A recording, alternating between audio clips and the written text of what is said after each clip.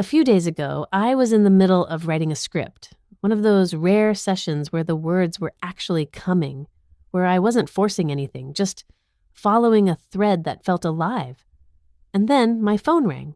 20 minutes later, I sat back down, looked at the screen, and felt nothing. The thread was gone.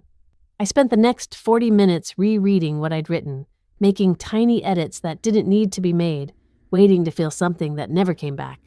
I ended up scrapping the whole session and starting fresh the next day. And the frustrating part wasn't the call. The call was 20 minutes. The frustrating part was the 40 minutes of sitting there pretending to work while actually just waiting. The interruption cost me 20 minutes. What I did after cost me the rest of the day. That kept happening. Different interruptions, same result. Someone at the door, a notification I couldn't ignore, a thought that pulled me somewhere else for 5 minutes. And each time, coming back felt like arriving at a place I used to live, familiar from the outside, completely inaccessible from where I was standing.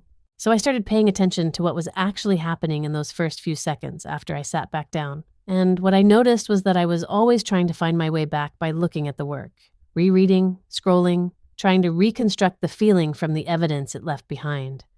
The way you'd try to figure out what a song sounded like by reading the sheet music. The feeling was never in the work, it was in me, in a specific state I was in at a specific moment, and that moment was already gone by the time I came back looking for it. The fix, when I finally found it, was simple, and it had nothing to do with coming back. It had everything to do with how I left.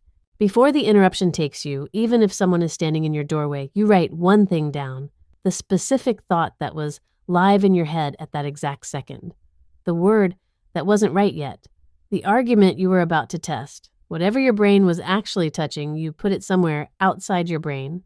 One line, then you go. Writers figured this out a long time ago without turning it into advice.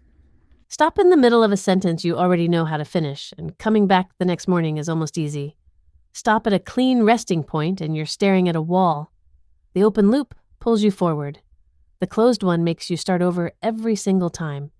Interruptions work exactly the same way. You can leave cleanly or messily, and one line is the entire difference between the two. Before the interruption takes you, even if someone is standing in your doorway, you write one thing down, not a summary of the project. The specific thought that was live in your head at that exact second. The word that wasn't right yet. The argument you were about to test. Whatever your brain was actually touching, you put it somewhere outside your brain. One line, then you go. The other piece is the 2 minutes after you sit back down. The interruption hasn't finished yet.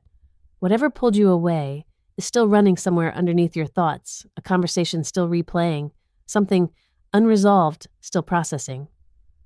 Trying to work through that is like trying to read in a room where someone is still talking.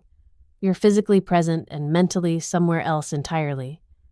2 minutes, not to check something else, just to let it finish.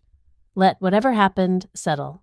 Arrive back in the room you're actually sitting in. Then read the line and start from the middle of wherever it points. One interruption handled badly costs you 20 minutes of real work.